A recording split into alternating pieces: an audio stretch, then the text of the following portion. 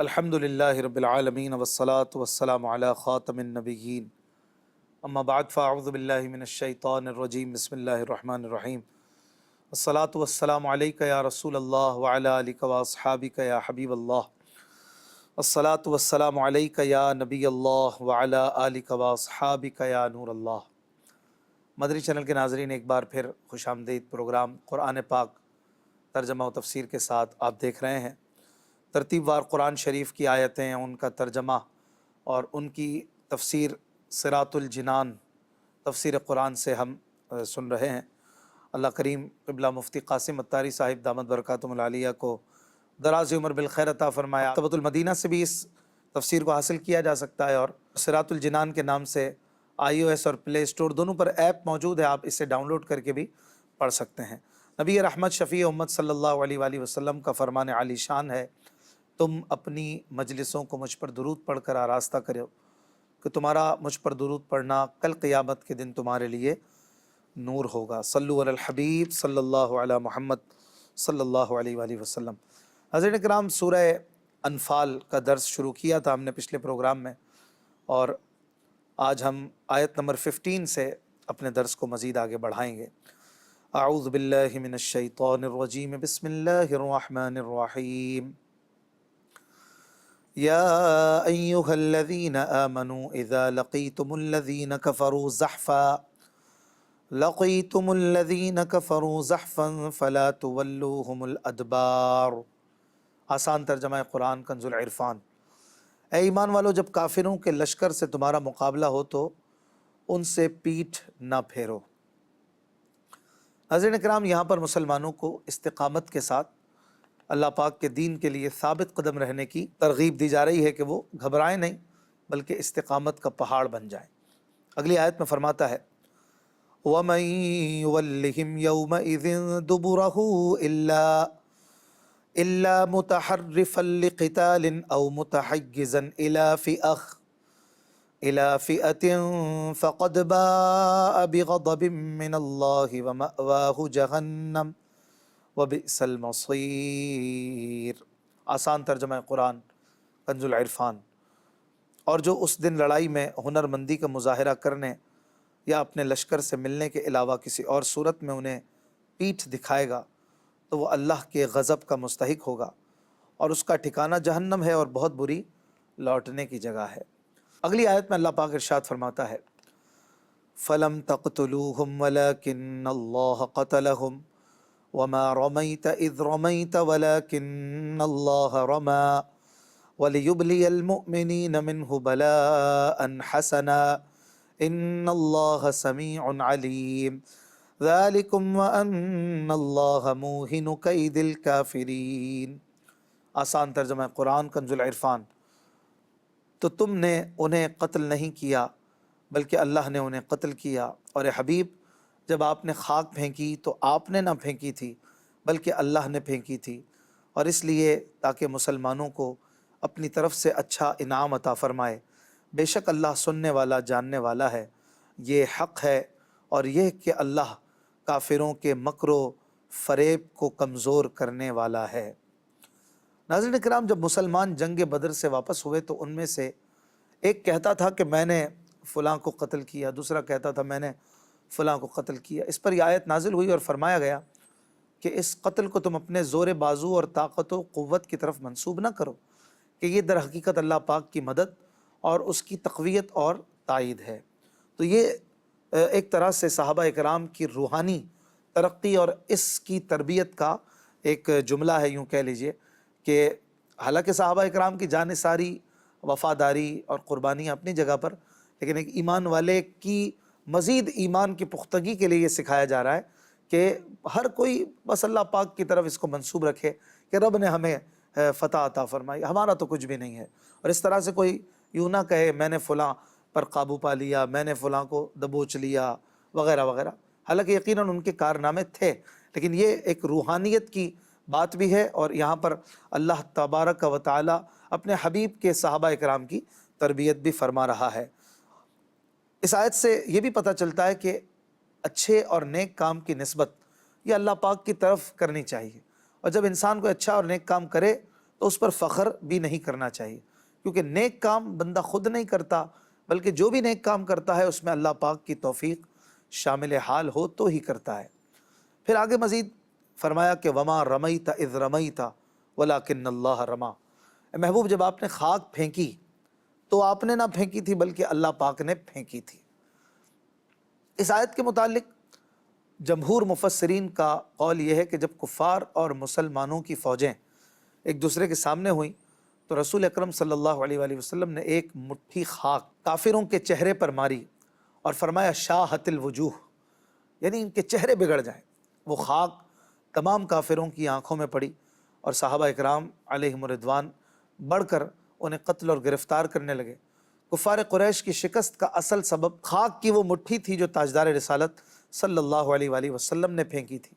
اس موقع پر اللہ پاک نے یہ آیت نازل فرمائی وما رمیت اذ رمیت ولکن اللہ رما، اے حبیب جب آپ نے خاک پھینکی تو وہ آپ نے نہ پھینکی بلکہ اللہ پاک نے پھینکی تھی۔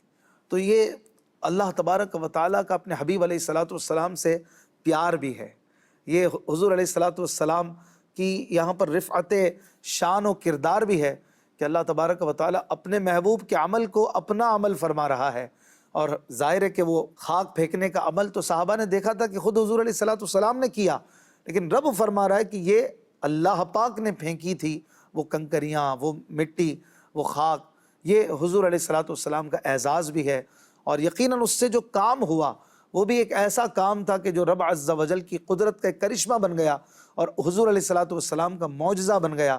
آپ صلی اللہ علیہ وآلہ وسلم کہ اس مٹھی بر خاک سے سامنے کے جو دشمن تھے وہ تتر بتر ہو گئے اور صحابہ اکرام کو ان پر غلبہ حاصل ہوا۔ اعلیٰ حضرت امام احمد رضا خان رحمۃ اللہ علیہ اس واقعے کی منظر کشی کرتے ہوئے کیا خوب فرماتے ہیں کہ میں تیرے ہاتھوں کے صدقے کیسی کنکریاں تھیں وہ، میں تیرے ہاتھوں کے صدقے کیسی کنکریاں تھیں وہ جن سے اتنے کافروں کا دفعتاً منہ پھر گیا۔ دفعتاً یعنی فوراً، یکا یک، اچانک کیا سے کیا ہو گیا انہیں سمجھ ہی نہ آئی، اور اللہ کے رسول صلی اللہ علیہ وآلہ وسلم اور صحابہ اکرام کو اللہ نے غلبہ عطا فرمایا۔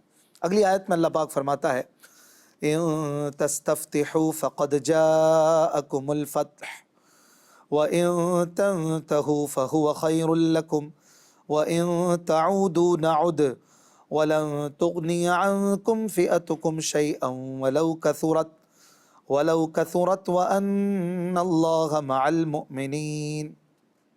آسان ترجمہ قرآن کنز العرفان۔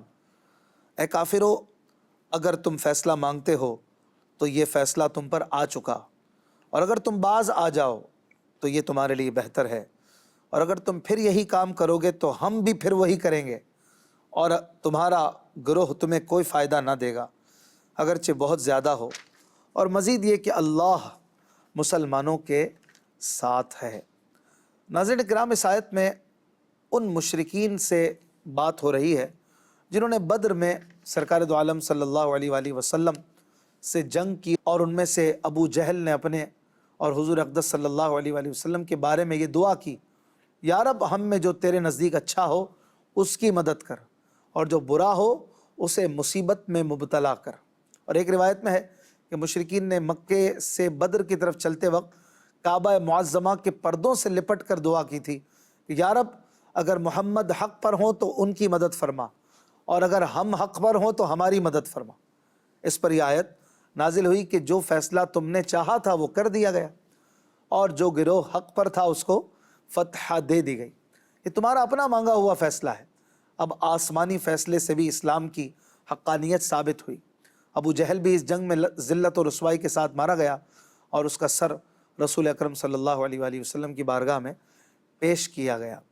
اس آیت میں رب کریم نے فرمایا وَإِن تَنْتَهُوا فَهُوَ خَيْرٌ لَكُمْ، اگر تم باز آ جاؤ تو یہ تمہارے لیے بہتر ہے۔ اس میں بھی کفار سے خطاب ہے، اور آیت کا مطلب یہ ہے کہ اگر تم میرے حبیب صلی اللہ علیہ وآلہ وسلم سے دشمنی رکھنے، انہیں جھٹلانے اور ان کے خلاف لڑنے سے باز آ گئے تو یہ دین اور دنیا دونوں میں تمہارے لیے بہتر ہے۔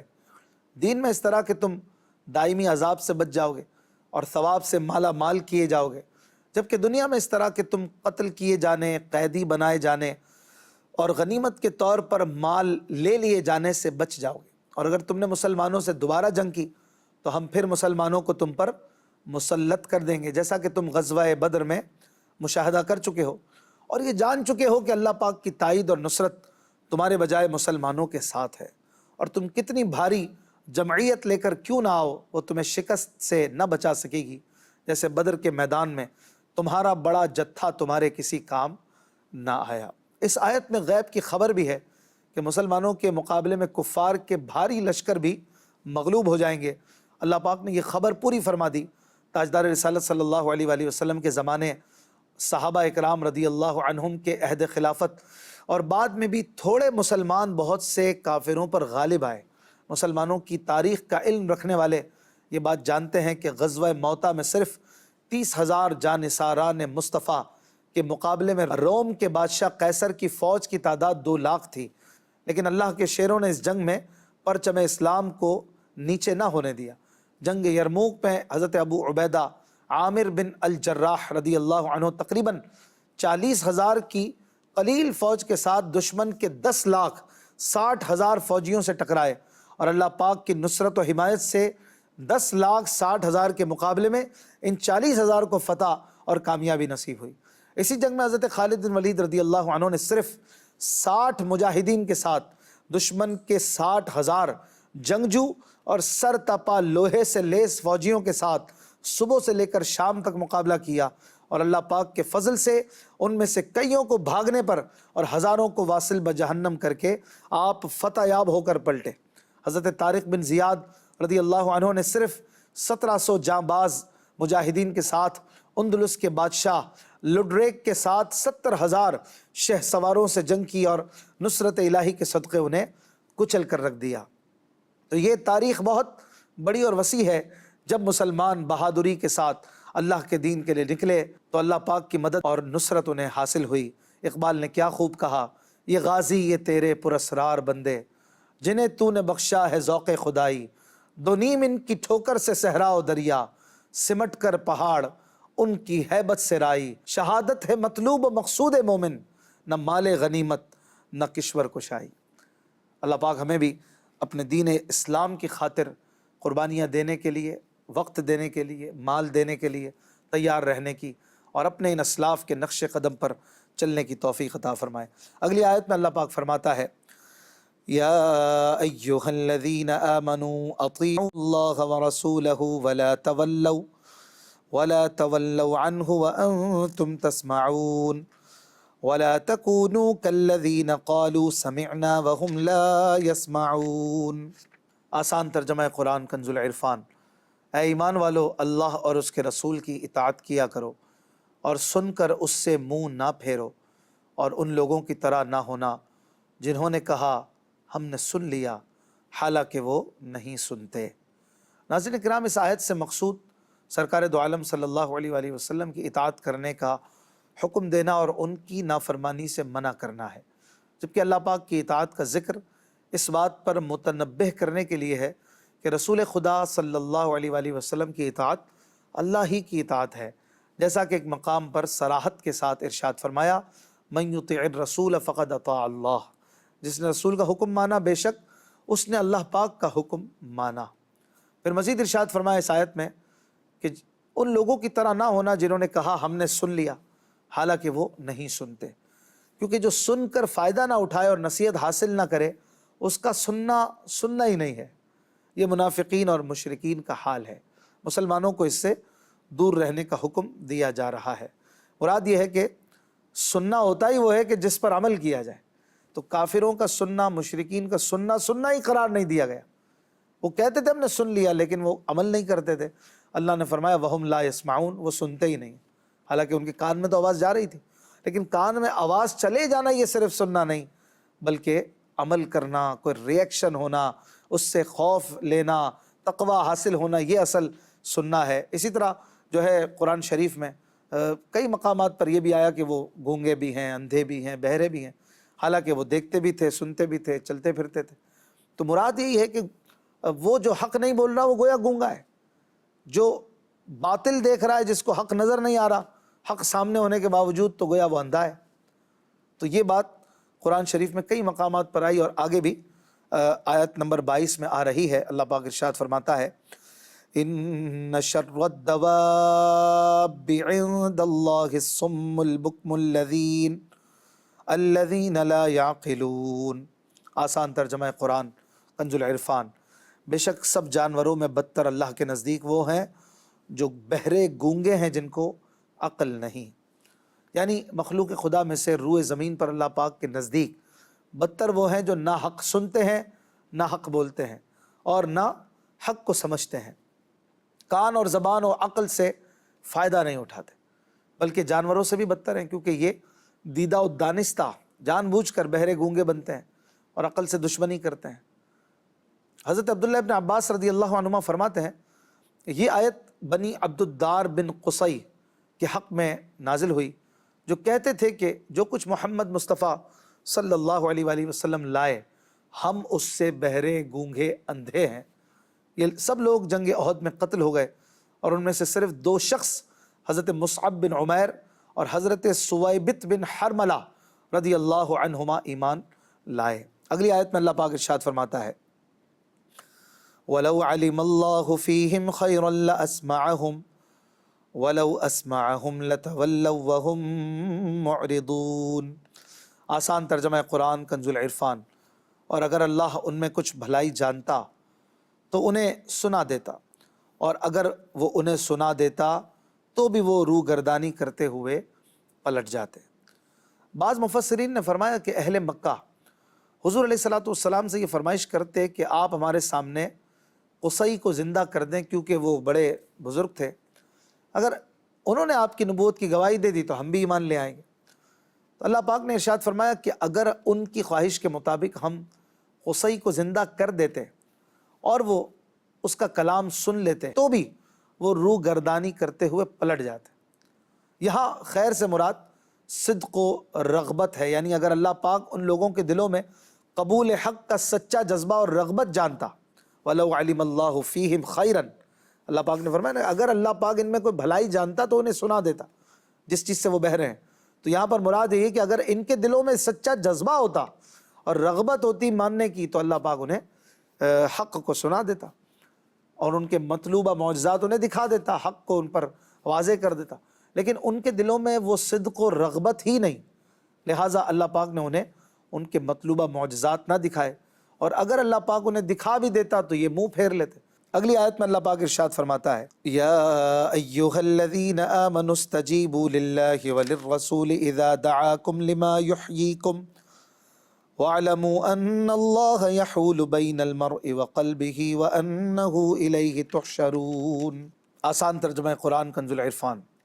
اے ایمان والو، اللہ اور اس کے رسول کی بارگاہ میں حاضر ہو جاؤ جب وہ تمہیں اس چیز کے لیے بلائیں جو تمہیں زندگی دیتی ہے، اور جان لو کہ اللہ کا حکم آدمی اور اس کے دل کے درمیان حائل ہو جاتا ہے، اور یہ کہ اسی کی طرف تمہیں اٹھایا جائے گا۔ ناظرین کرام، اس آیت میں واحد کا صیغہ ہے، اذا دعاکم، ایک شخص کے لیے کہا جاتا ہے دعا، جب وہ تمہیں بلائے۔ اور یہاں پر بڑا خوبصورت انداز ہے کہ بات ہو رہی ہے پیچھے 2 ذوات کی، اے ایمان والو جب تمہیں اللہ اور اس کے رسول بلائیں، 2 کی بات ہو رہی، تو صیغہ واحد ہے، دعا ایک کے لیے آتا ہے، بات 2 کی ہو رہی ہے۔ علماء اکرام نے اس سے بڑا زبردست مدنی پھول دیا کہ حضور علیہ السلام کا بلانا یہ اللہ پاک ہی کا بلانا ہے۔ تو حضور علیہ السلام کسی کو بلائے، رب نے فرمایا یہ میرا ہی بلانا ہے، یہ اللہ ہی کا بلانا ہے۔ اور پیچھے آیت میں اللہ اور اس کے رسول کے ذکر میں فرمایا اذا دعاکم، حالانکہ 2 کے لیے آتا ہے، عربی میں دعوا یہ اس طرح ہوتا ہے، 2 لوگوں کے لیے آتا ہے دعوا، لیکن یہاں ایک کا ذکر، ایک کا صیغہ بتا رہا ہے کہ حضور علیہ السلام کو اللہ سے قربت کیسی ہے، اور یہ عربی تھوڑا بہت جو جانتے ہیں ان کے لیے بھی بڑا ہی لطیف اور خوبصورت مدنی پھول ہے۔ اس آیت سے تاجدار رسالت صلی اللہ علیہ وآلہ وسلم کی عظمت بھی ثابت ہوئی، اور پتہ چلا کہ جب حضور علیہ السلام کسی کو بلائیں تو اس پر لازم ہے کہ وہ آپ کی بارگاہ میں حاضر ہو جائے، چاہے وہ کسی بھی کام میں مصروف ہو۔ بخاری شریف میں ہے، حضرت ابو سعید بن معلا رضی اللہ عنہ فرماتے ہیں کہ میں مسجد نبوی میں نماز پڑھ رہا تھا، مجھے رسول اکرم صلی اللہ علیہ وآلہ وسلم نے بلایا، لیکن میں آپ کے بلانے پر حاضر نہ ہوا۔ نماز سے فارغ ہونے کے بعد میں نے حاضر خدمت ہو کر عرض کی، یا رسول اللہ صلی اللہ علیہ وآلہ وسلم میں نماز پڑھ رہا تھا، سرکار دو عالم صلی اللہ علیہ وآلہ وسلم نے فرمایا کیا اللہ پاک نے یہ نہیں فرمایا ہے یا ایھا الذین آمنوا استجیبوا للہ وللرسول اذا دعاکم، اللہ اور رسول کے بلانے پر اے ایمان والو حاضر ہو جایا کرو جب بھی وہ تمہیں بلائیں۔ تو وہ صحابی رضی اللہ عنہ کی اس طرح تربیت فرمائے۔ ایسا ہی واقعہ ایک اور حدیث شریف میں بھی ہے، حضرت ابو ہریرہ رضی اللہ عنہ فرماتے ہیں نبی کریم صلی اللہ علیہ وآلہ وسلم حضرت ابی بن کعب رضی اللہ عنہ کی طرف تشریف لائے اور انہیں آواز دی، یا ابی۔ حضرت ابی رضی اللہ عنہ نماز پڑھ رہے تھے، انہوں نے آپ صلی اللہ علیہ وآلہ وسلم کی طرف دیکھا لیکن کوئی جواب نہ دیا، پھر جلدی جلدی مختصر نماز پڑھ کر نبی کریم صلی اللہ علیہ وآلہ وسلم کی بارگاہ میں حاضر ہوئے اور عرض کی السلام علیک یا رسول اللہ۔ رسول اکرم صلی اللہ علیہ وآلہ وسلم نے فرمایا وعلیک السلام یا ابی، جب میں نے تمہیں پکارا تو جواب دینے میں کون سی چیز رکاوٹ بنی؟ عرض کی یا رسول اللہ صلی اللہ علیہ وآلہ وسلم میں نماز پڑھ رہا تھا۔ حضور علیہ الصلوۃ والسلام نے ارشاد فرمایا کیا تم نے قرآن پاک میں یہ نہیں پایا کہ یا ایھا الذین آمنوا استجیبوا للہ وللرسول اذا دعاکم لما یحییکم، اے ایمان والو اللہ اور اس کے رسول کی بارگاہ میں حاضر ہو جاؤ جب وہ تمہیں اس چیز کے لیے بلائیں جو تمہیں زندگی دیتی ہے۔ عرض کی ہاں یا رسول اللہ انشاءاللہ الکریم آئندہ ایسا نہ ہوگا۔ تو یہاں پر ایک بات ہے، اس چیز کی طرف بلائیں جو تمہیں زندگی دیتی ہے۔ زندگی دینے کی کیا چیز ہے؟ اس بارے میں ایک قول یہ ہے کہ اس سے مراد ایمان ہے، کیونکہ کافر مردہ ہوتا ہے، ایمان سے اس کو زندگی حاصل ہوتی ہے۔ حضرت قتادہ رضی اللہ عنہ فرماتے ہیں کہ وہ چیز قرآن پاک ہے، کیونکہ قرآن سے دلوں کی زندگی ہے اور اس میں نجات ہے اور دونوں جہان کی حفاظت ہے۔ حضرت محمد بن اسحاق رحمۃ اللہ علیہ فرماتے ہیں کہ وہ چیز جہاد ہے، کیونکہ اس کی بدولت اللہ پاک ذلت کے بعد عزت عطا فرماتا ہے۔ بعض مفسرین نے فرمایا وہ چیز شہادت ہے، کیونکہ شہداء اپنے رب کے پاس زندہ ہیں اور انہیں رزق دیا جاتا ہے۔ اللہ پاک سے دعا ہے وہ ہمیں قرآن سمجھنے اور اس پر عمل کرنے کی توفیق عطا فرمائے۔ زندگی رہی تو اگلے پروگرام میں ملیں گے، اپنا خیال رکھیے گا۔ صلو علی الحبیب صلی اللہ علی محمد صلی اللہ علیہ وآلہ وسلم۔